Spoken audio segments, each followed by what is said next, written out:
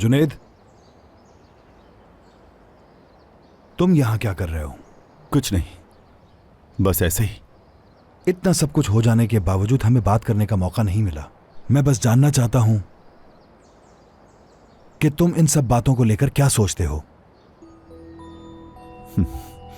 आप जानना चाहते हैं कि मैं क्या सोचता हूं?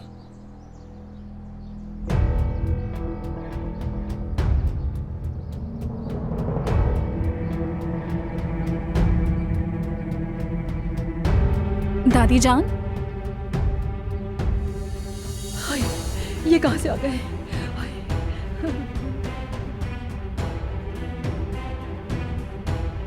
मैं कब से आपको ढूंढ रही हूँ। क्यों, क्या हुआ? मैं अम्मी से मिलकर आ रही हूँ।